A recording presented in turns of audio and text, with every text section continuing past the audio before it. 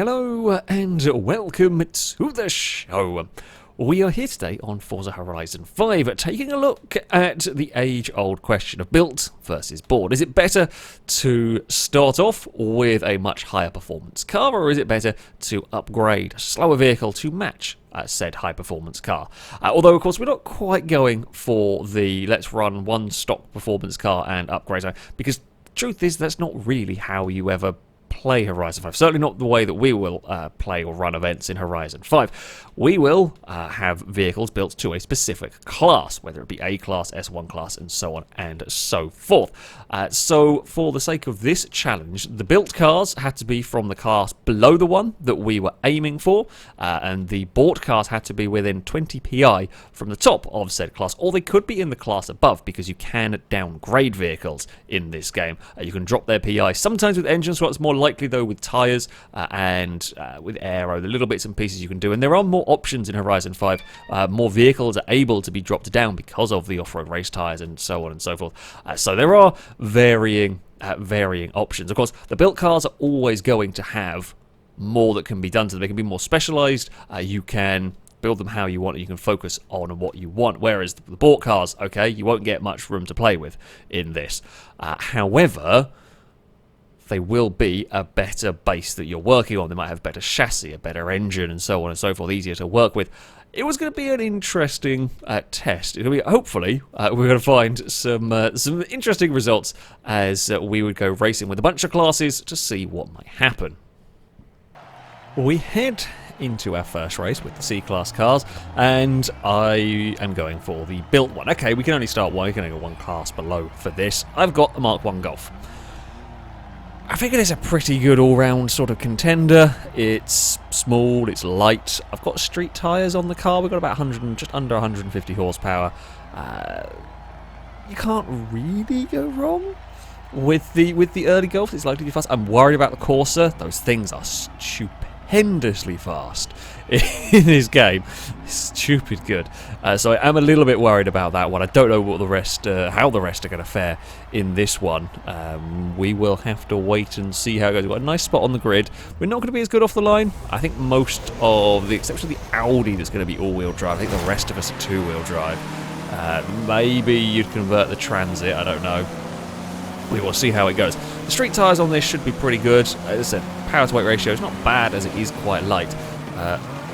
There's a lot of slide. The Audi's a real handful. I suspect the Audi may well be on off-road race tyres to try and drop it down, or something else even, who knows what that one might be on. Oh, Danger Man hit the street furniture. We're going to try to go around the outside of everything because we ping in and out of ghost mode.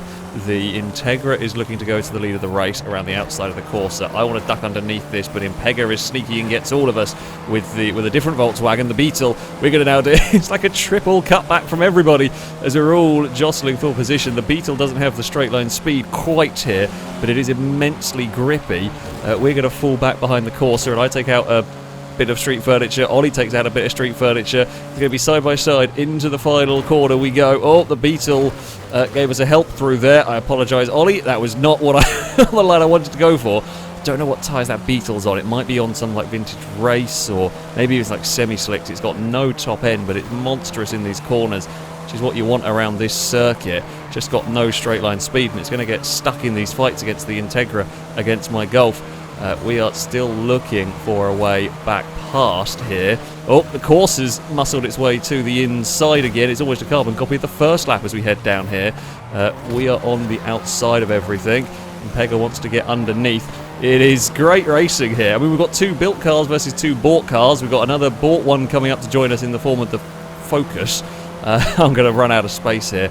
We're going to get actually in a really awkward place now because we're stuck behind a Beetle that's got no straight line speed. I always want to let the Beetle go and let that harass the cars ahead. Let it go do its thing. Although it's run wide out of the final corner, we'll duck underneath it with a good run down towards turn 1 here. The Corsa has escaped away at the front a little bit. Here comes the Focus as well, having a look. We will hug the inside through here with the Volkswagen. I feel like we've got more pace than the Integra. The Beetle's looking, but not close enough this lap around. We're going to try and not understeer our way off towards a wall. We've got a great run, but it's the wrong side of Speed Beast here. We're going to go early on the brakes. I wanted to duck underneath it, but the Beetle came past both of us as we were tangling. Come on, Volkswagen, you can do this. The Ford is coming to join in the fun. It's been a wonderful race so far. There's a few vehicles that struggle, may have missed checkpoints. Not sure here. The Beetle's not really going to be able to escape us because, well, straight line speed is not in the Volkswagen's favour.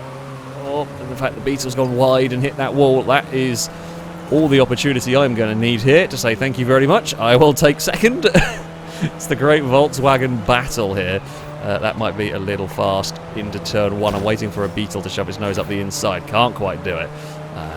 Now, if we stop fighting one another for long enough, I don't think either of us really have the pace of the Corsa. That being said, our lap times are really not going to be helped by this constant battling. We are going to park it on the inside, that bloody lamppost. It's very annoying. Of course, I've got a bucket load of understeer there. The Beetle got a little bit unlucky. I lost all my momentum hitting that lamppost, and then we got punted forward. So we actually got going again quite quickly. The Beetle came off 10 times worse from that, and it may come under threat from the Ford by the end of the lap. Don't understeer out towards that. Well, it's my turn now to get into a little bit of trouble there. One more lap to go. I think I'm not far away from that Vauxhall. We got stuck in silly battles. If we hadn't, I say silly battles, I mean there were great battles in this one. If it hadn't, maybe we could have given the Corsa a little bit more of a run for its money here. Let's not go too wide through this section. Yeah, we've got really good grip. I mean, the Beetle's immense through there, of course it's going to be. We are going to swing a little wide, but yeah, when I'm on my own, this car is good. It is a very good car, actually, to drive as far as C-Class vehicles go. The Beetle is just not going to have the power up the hill to challenge us into the final corner.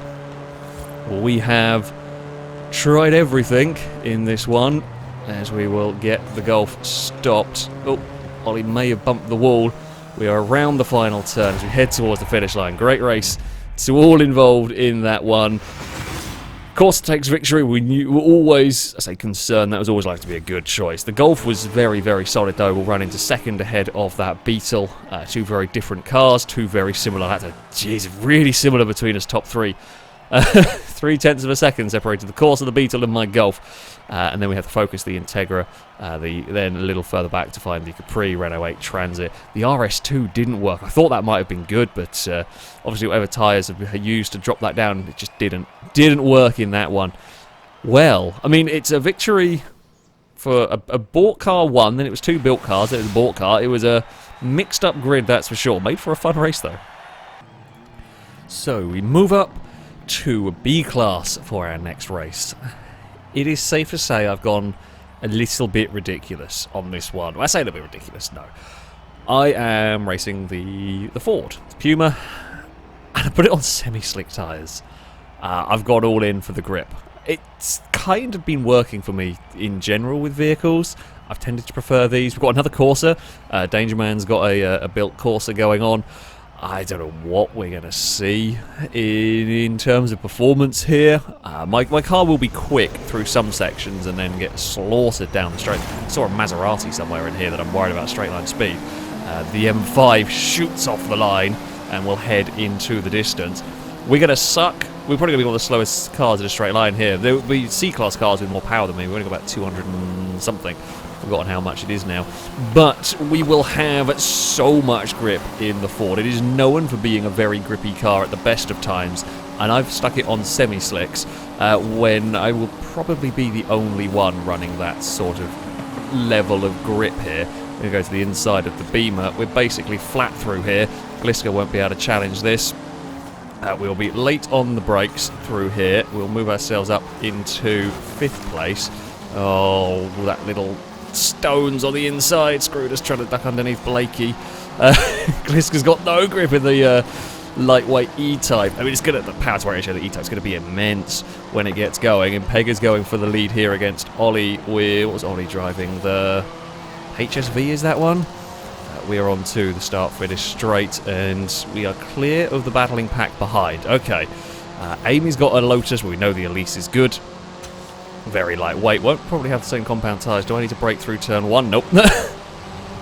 We are just flat through turn 1. Oh, that was so close to missing the checkpoint. Oh, there's some lag from Ollie. Ollie's very laggy. Sorry, everyone. I was trying not to get murdered by an incredibly laggy HSV. That was terrifying. I think the lag might have screwed Impega over in that one. Possibly. We will have to wait and see. Oh, that's going to hit the rocks. We're going to go around the outside. I get a lamppost in the way, but I will take it. Okay, Ford, we were very lucky there. My run through turn 1, diving past some cars, that was dicey. I thought I was going to miss the checkpoint. We had such an amazing run, I wanted to use it. Okay, I can't quite turn in that well. Here comes the HSV. It's going to outrun me, but I can't do anything about that straight line speed. What I do know is it won't be able to do anything about my speed through turn 1 here. We will... well, I say it can do something. It can just fill the road. We'll still carry more momentum down here. It's going to have so much more power, that car. The aero, we know in Horizon 5, the drag from the aero is absolutely massive. So it may have nearly double the power of me. In fact, it may have double the power of me, but the drag from the aero, that's why I'm not running aero with this car. Oh, no, did that wrong. No, we were so quick and then I ballsed it up. The annoying thing is that if we didn't have those stones on the inside, that line would work fine, but I was trying not to hit the stones, and then that put me out wide. Danger Man is maybe the real threat back there with the Corsa. If that can get past the HSV, we've pulled clear of the rest of the pack. Here, Impega's dropped back a little bit with the MR2.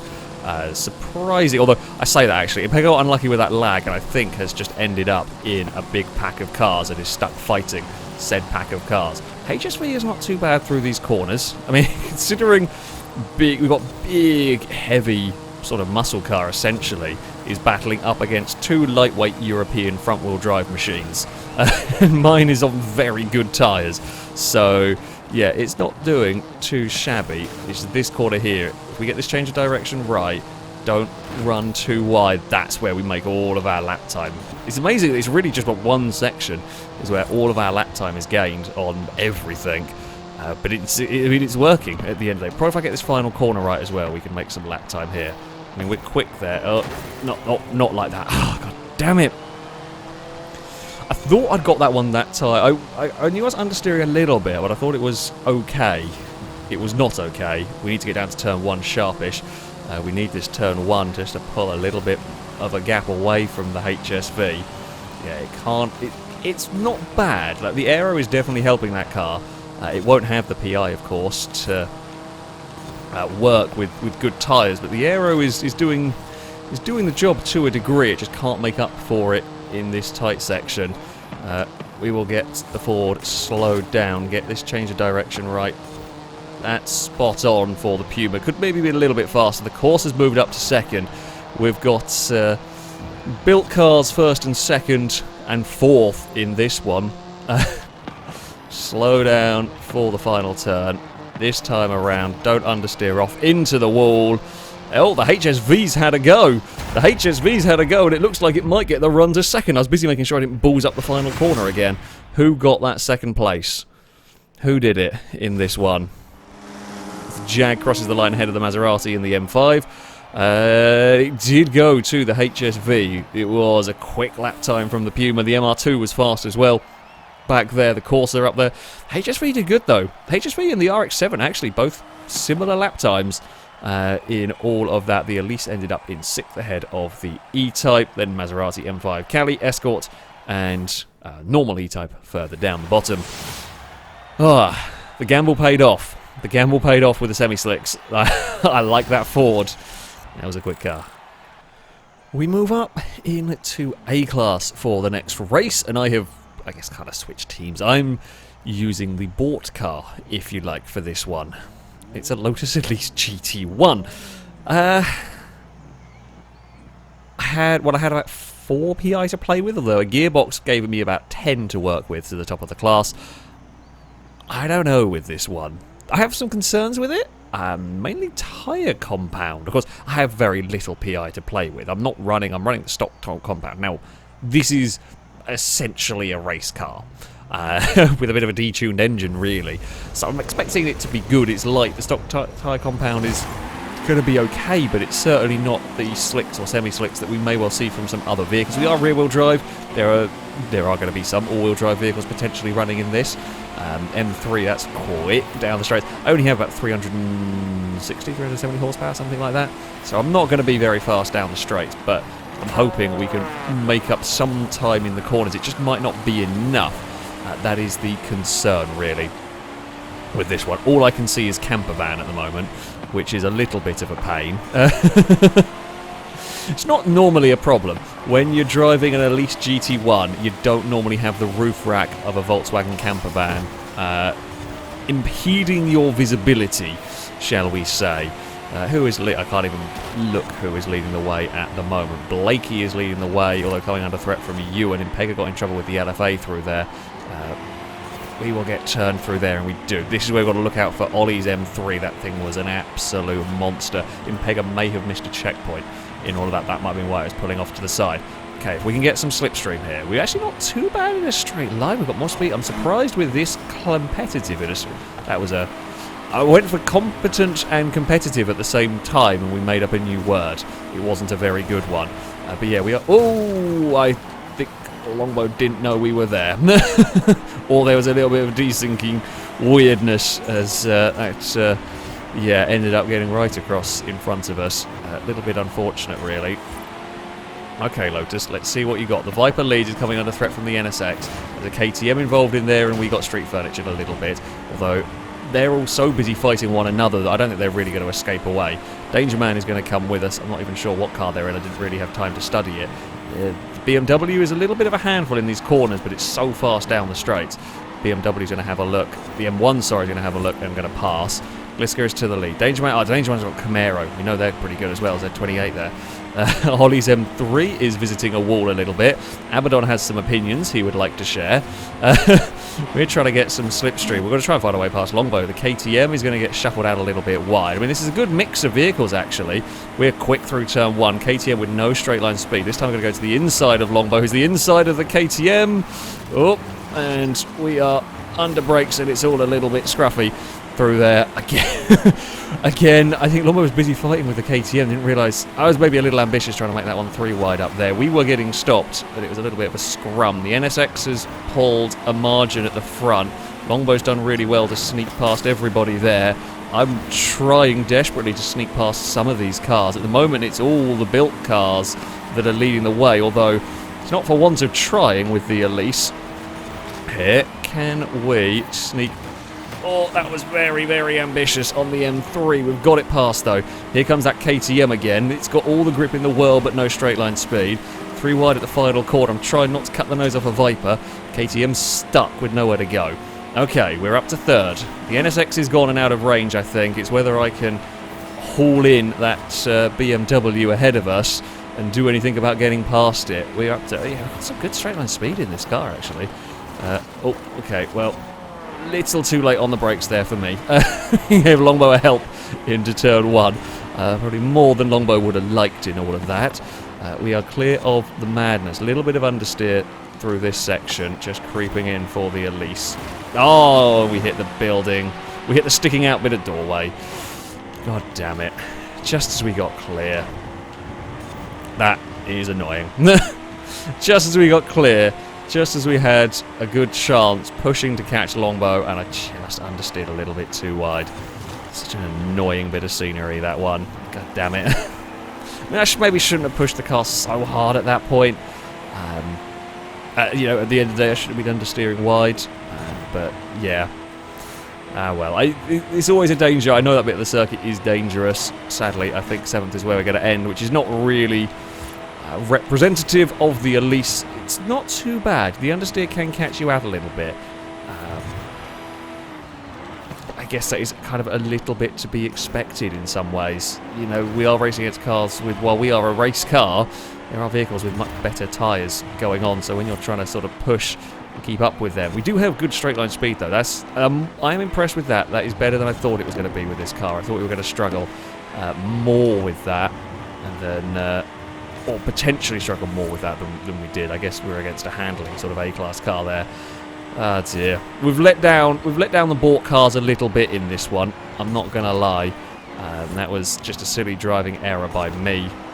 Lap time wise, we should be good, or relatively good. I don't know if we had a really clean. This lap here, we have been on our own, but I didn't have a very good lap at the end of the day. The KTM looks like it's going to get passed by the KTM. Might have held on to fourth.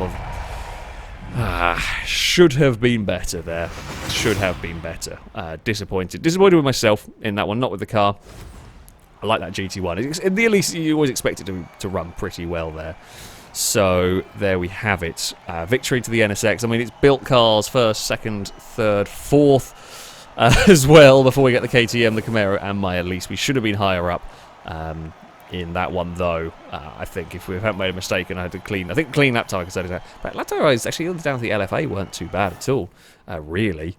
There. So very, very competitive field. Gliska takes victory with the NSX, though. One more to go. One more to go.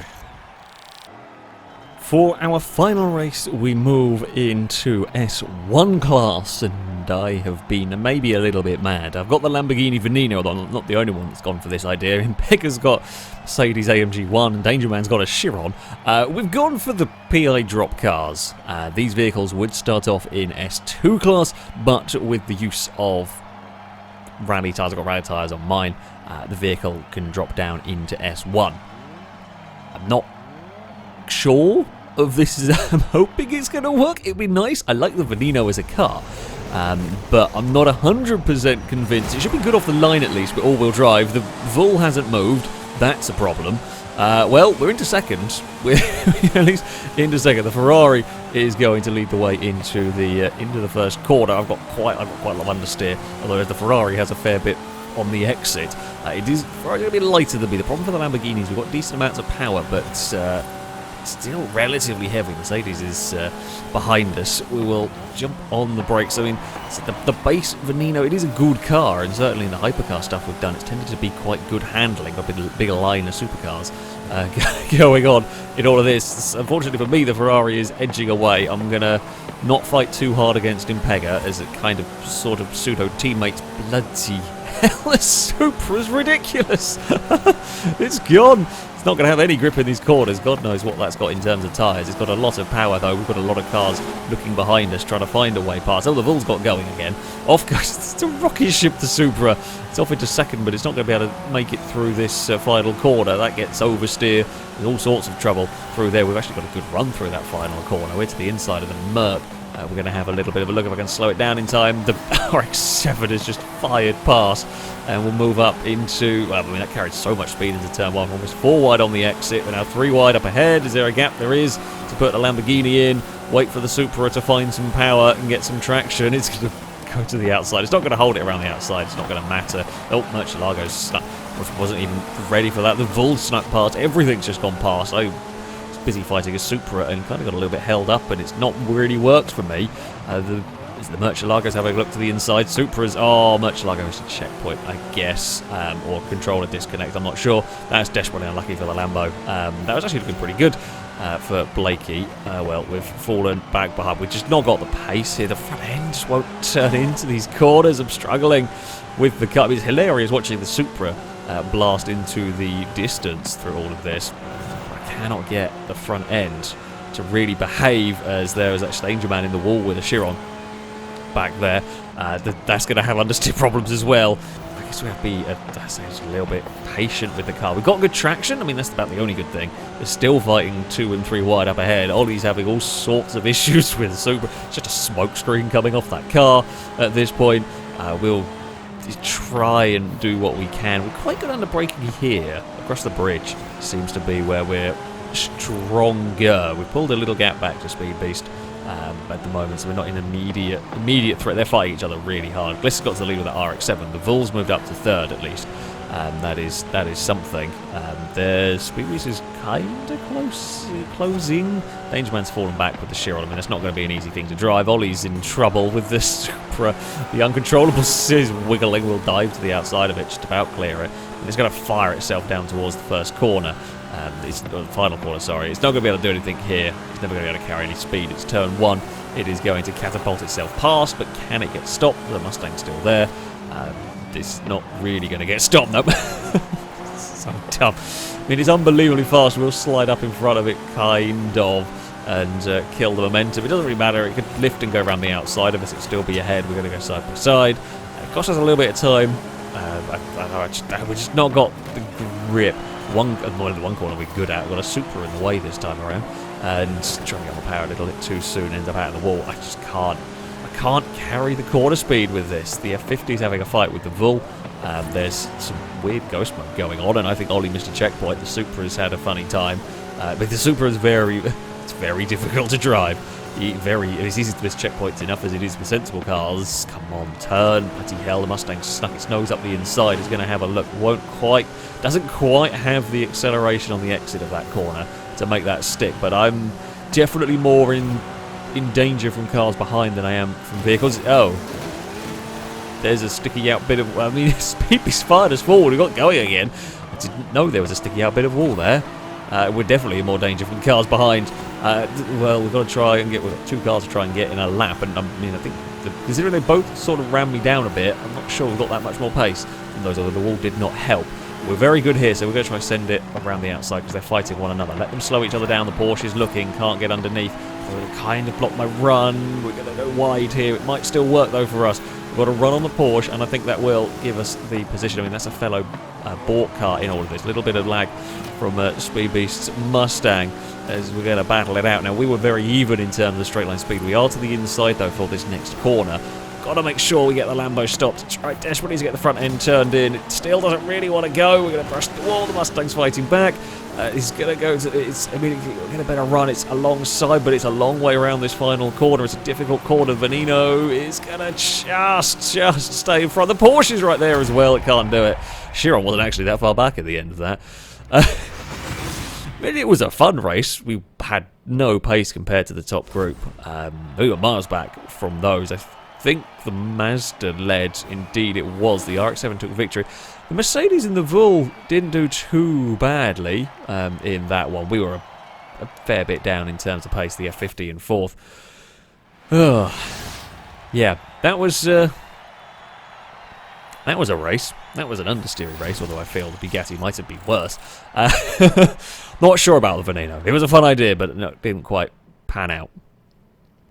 So, after all of that, some conclusions that we can draw from this. Well, there was no complete whitewash, if you like. There was no all of the built cars beating all of the bought or vice versa in this.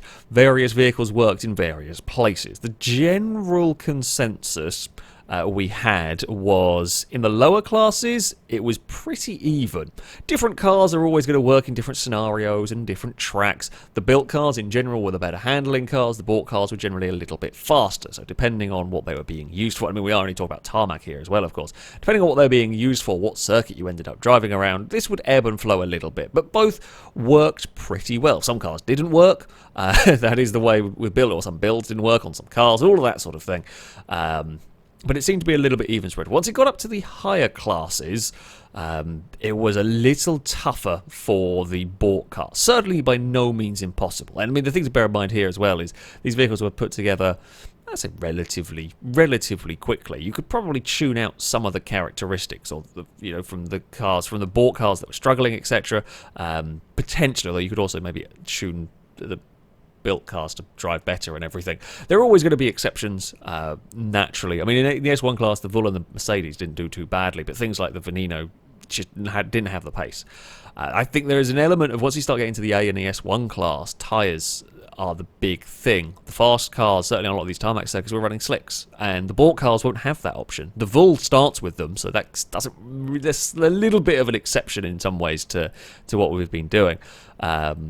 But because those slick tyres or semi-slick tyres, whichever ones were being, they're very, very good around a lot of these tarmac circuits. The bought cars struggled a little bit. In the lower classes, you weren't, of course, using those weren't always using those tyres. I was in B class, but you might get away with different options a little bit more. So yeah, it's tougher. It's certainly by no means impossible to make the bought cars or even the downgraded cars work in S1, etc. But they are They are tougher to drive, and it is tougher to make them work. It is, much easier to get the built cars to be working. So, yeah, there we go. This was good fun. I enjoyed racing the various vehicles we had in this, and we got some good racing out of it at the end of the day, even if my Lamborghini was not quite the right choice, and I'm annoyed about my Lotus. I let the Lotus down more than anything, sadly. That's how it goes with racing. That was going to be it from me. Thank you all very much for watching, and until next time, a goodbye.